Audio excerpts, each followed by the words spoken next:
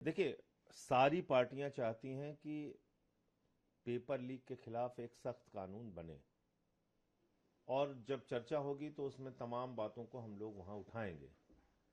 लेकिन सबसे बड़ा सवाल यह है कि जब आप साक्ष्य ही प्रस्तुत नहीं करेंगे कोर्ट के सामने, तो आप कितनी भी फास्ट ट्रैक कोर्ट बना लीजिए, क्या सजा मिल पाएगी? संजीव मुखिया जो नीट पेपर लीक का मुख्य आरोपी था 2024 का, उसके खिलाफ सीबीआई ने कह दिया कि कोई सबूत ही नहीं है। तो सवाल यह है कि इन जांच एजेंसियों के ऊपर किसका प्रभाव है? मोदी जी का है, भारतीय जनता पार्टी का है, और वही पेपर चोरों को बचा रहे हैं। ईडू टेस्ट कंपनी जो ब्लैक लिस्टेड कंपनी है, उसके मालिक का संबंध प्रधानमंत्री जी से भी है और मुख्यमंत्रियों से भी है। बीजेपी के राज्यों में ब्लैक लिस्टेड होने के बावजूद उसको ठेका मिल रहा है।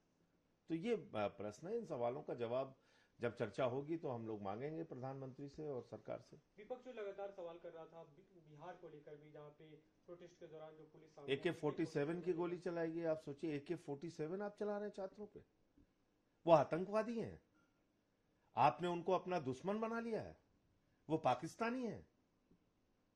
आप बताइए, वो उनके ऊपर आप गोलियां चला रहे हैं, जंतर मंतर पे उनके सर फोड़ रहे हैं। 500 से ज्यादा छात्रों के हाथ पैर सर तोड़ दिया इन लोगों ने।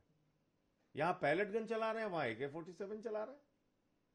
तो ये तो युवाओं की दुश्मन बन गई सरकार। सबसे बड़ा देशद्रोह का काम तो यही है जो मोदी की सरकार कर रही है, जो सम्राट चौधरी की सरकार कर रही है। अपने ही देश के युवा को आप मतलब AK-47 चला रहे हैं उसके ऊपर। अभी रिपोर्ट आई कि जंतर मंतर पे पुलिस ने पैलेट गन का यूज किया था 20 तारीख को, जो बच्चों को रोकने। ये तो पहले दिन से हम लोग कह रहे हैं कि पैलेट गन का इस्तेमाल किया है इन लोगों ने। क्या इन सारी घटनाओं पे गृह मंत्री को सदन में आके बयान नहीं देना चाहिए कि किसके कहने पे ये सब कुछ हुआ?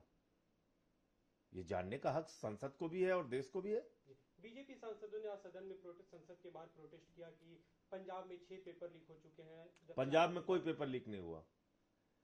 अपने पाप पर पर्दा डालने के लिए ये लोग इस तरह की नौटंकी कर रहे हैं। पंजाब में किसी प्रकार का कोई पेपर लीक नहीं हुआ। एग्जामिनेशन में चीटिंग हो रही थी, जो चीटिंग करने वालों को पकड़ा गया, पुलिस ने तुरंत पकड़ के उनके खिलाफ कार्रवाई की। कोई पेपर लीक नहीं हुआ पंजाब में। आपने ट्वीट किया जिसमें आपने बीजेपी की तुलना ओसामा बिन लादेन से की। भाषा नहीं, देखिए, भाषा पे भाजपा